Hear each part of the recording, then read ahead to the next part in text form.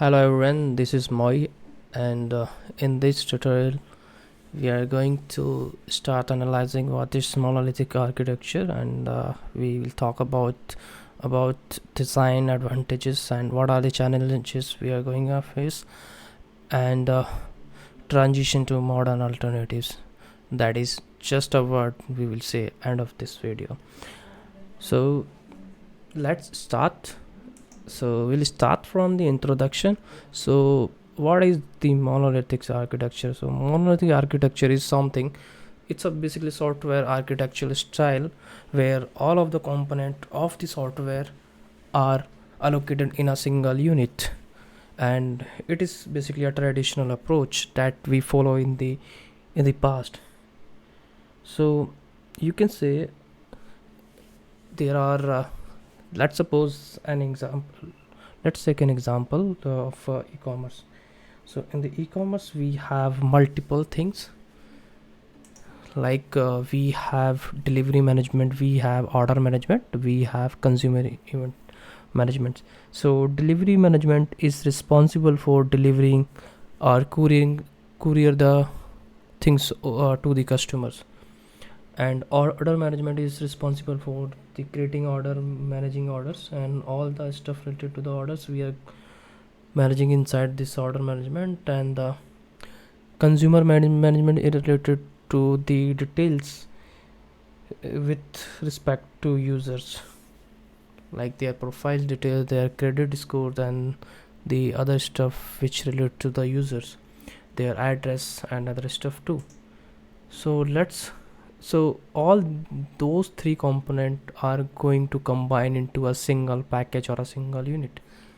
So this is called a monolithic. Okay, so what are the key characters are there for this monolithic architecture? So all of the code should be in a single set of repo, in a single repo, which means all the code which related to this business are into a single repository. So single code base, we can say unified deployment, as we have a single code base. So this is very obvious to have a single deployment, and all the codes are inside in a single unit, so it may take more time than the other approaches. Okay, so tight coupling between the components, we have the order, the delivery, and the user component in a single unit, so all are tightly coupled, so each one depends to each others. So and the centralized data store, as we have a single unit of code base, hence we have a single database to run the queries to store the users data. So all are the stuff related to users delivery or a consumer going to store in a single database, and we have a single database for that. So our service uses single data, so it's a single data source. And this is basically for legacy applications, which means if initially what happens is the internet things are going to approach at that time they just create a single application. So this is called legacy application. Older applications follow this approach, they store all of the things in a single unit, and when it's grow, then they go outside and research and figure out something that could help the organization to maintain their code base and to make it simple. Okay, so what are the benefit? The simple interaction, if we have all things inside a single box, so in that sense there is a single simple interaction. And the efficiency interaction means as all of these services are combined into a single unit, so they can interact each other very efficiently. There are no you can say there is no time, there is no network users for this.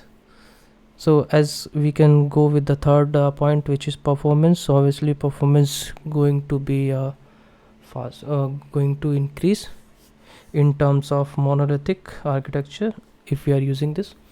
So what happens is we don't need to call each other service by using the network or other intermediate interactions. It's just a normal call to the function, so it will take less time, hence the performance is increase. Apart from this, if we prefer the acid property is something that relate to the database. Acid meant atomic consistency, isolation, and the durability. That means if each transactions happen, that should be committed or that should be a rollback if this is not a completed one.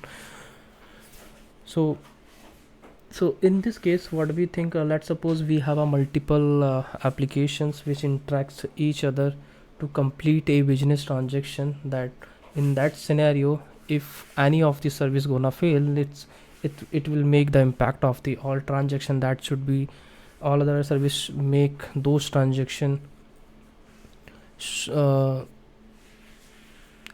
reverted, or we can say undo those transaction. So if all of the stuff inside a single box, that means they properly follow the ACID property. As we have a single database, DBMS is responsible for that. So we don't need to use the saga pattern, which is basically to solve the issue, to solve the distributed transactions. Okay, so there is a minimum runtime coupling, so no application depends on other application. It's a single application, so there is a no runtime coupling, minimum design time coupling, and lower infra cost. As we have a single application, we don't need to manage the multiple application, multiple databases. It's just a single thing that we have to make sure. In this scenario, they cost less. Obviously we can and yeah, we can basically create multiple instances to manage the higher numbers of user for that single application. As this is a single application, all are the component inside a single box, so it's easier to test and debug. We don't need to go to the other application and check the logs and go to the third application if they are communicating each other to complete a one business transaction.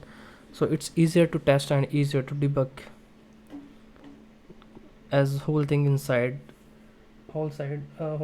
inside a single box. Apart from this, what are the benefits of this monolithic architecture? We talked about that, and there are some challenges we have to face while implementing monolithic architecture. So it's hard to scale horizontally means we have so basically let's start with understanding the scaling. So scaling is basically two types, horizontally and vertically scaling means we are going to give more power to our CPU or a server. So in the vertical case, we are gonna add more RAM, more hard disk, and more CPU power to handle the large number of requests. And horizontal scaling is something where we are gonna add more CPU rather than giving the more power to a single unit of server. So this is a horizontally. So it's hard to scale the system horizontally as whole thing inside a single unit. So we have to deploy multiple instance of that bulky application. And as code base is grow by time, so there is a chance we have a lots of code inside our code base, so it's harder to implement the entire code base. So there are lots of code base with regards to the order, with regard to the delivery, with regard to the consumer. Whole code inside a single unit, it means in a single repo. So it's very difficult to maintain this code. And risk of the downtime in something, if our single application goes down, that means our whole service is impacted. User is not able to change their details, user is not able to check their deliveries, user is not able to order something. If whole thing inside this box, if this box is gonna down, that means the component of this boxes it also gonna down. So this is a big failure of this design. So risk of downtime. And there is a one more thing. If user find a bug in our application, if there is a bug in the application, that means whole service is gonna impacted. Apart from this, tight coupling makes adopting new technology challenging. Yeah, so that means if our application is going to run on a JVM, that means all those three components should be on JVM. We can't make any component technology independent. So this is also tight coupling with regards to the technology stack. So let's suppose there are three teams: delivery team, consumer team, and the order team. All teams should have one single technology knowledge. If this team is a Python team and they want to work on the delivery part, then they should have to learn the Java, or the entire application should be built on the Python application if they want to. So it's hard to have a heterogeneous technology to develop a that application, and it's basically not suitable for agile development and deploy. So in agile, we have to frequently deploy and develop the application. So as all users are dependent on this single application, all teams works on this single application. If anybody changes something, they need to deploy a whole thing to the server. Yeah, there is a one way to deploy this. There we have a two options, more options basically, but there are two most used deployment methods are blue green deployment or a canary deployment. In blue green deployment, what happens is the same, this application is still running, and we are going to up one more server which with latest update. So what service do service gonna hit the new updated application server and the older one too. After observing and analyzing the things, all the requests are responding as expected, then they are going to turn off the older version, deleting the older ports, and make this newly created server as a current server. So it will gonna handle all the requests. And yeah, so what are the drawbacks of this monolithic architecture is, so this is not a simple, the reason being is not a simple. There we have all are the components should be inside this a single box in a single application. So this is not a simple team autonomously, nobody have a control. So there we can't control a thing. So let's suppose if these application are outside of this application, is this pink colored application, that means they have a control of their application. We should provide the read and write access to this team, and this team got the read and write access for this service, and this team also for this service. But if all of these things are combined in a single code base, then all of the teams should have a permission to access this application.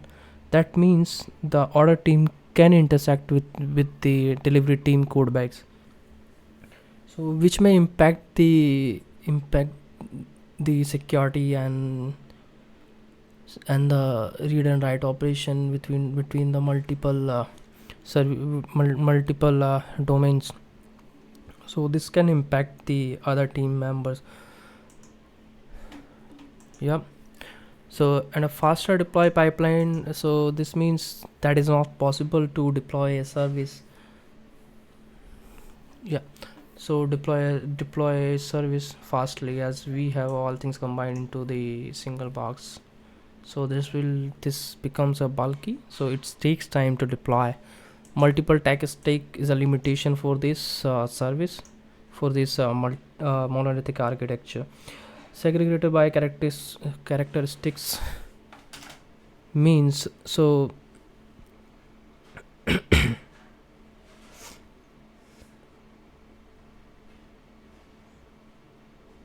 okay, so where were yeah, so segregated by architecture is something that we are gonna,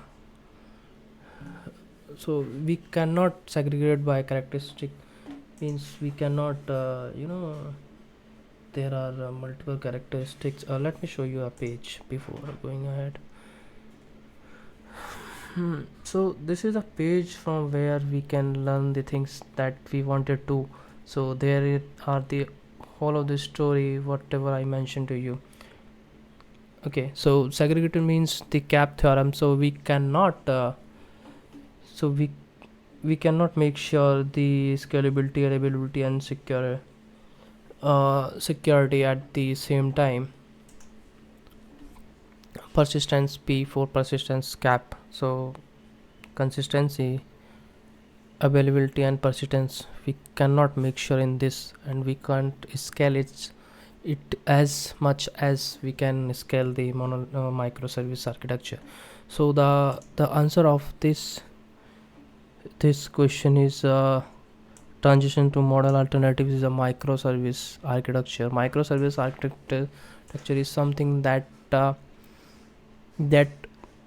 find out the components and keep them in a single unit, so delivery team can focus on delivery things, consumer team can focus on could focus on this, and this team will focus on this part. So in this way all three components are separated, so in this way they can grow as much as they wanted. Let's suppose there are heavy uses, or you can say there are 1000 tps for the order service, 500 tps for this service, 500 tps for this service. That means this service is more traffic oriented service, so this service should have multiple instances, or we can say multiple ports. This service should be scaled to handle these number of users. So this is the users, this is for the DevOps responsibility to make service available to the whole user base. Okay, so this is the thing we have to discuss. And one more point I want to let you know, let's suppose these service are independent service. 500 goes to this, 500 goes to this, and 1000 got to this. So this is for a monolithic architecture. If all for a microservice, if all service combine into a single unit of block, that means all 2000 requests should be come through this application, and this is gonna bulky. So we should have 4 instance. Let's suppose a pod instance is the average size of pod instance is capable to handle the 500 user per second. So they should have 4 instances of a single entity, and this is a bulky code. It will consume more memory, it will consume more size of data. It will access the single database. All 3 application access the single database, which may cause an error of a deadlock, or you can say death of deadlock. So these are the whole things that is going to happen in this you can say in this architecture. So at the end of this tutorial I would want to say you thank you. So this is the whole lecture about monolithic architecture. Yep, thank you. See you in the next video.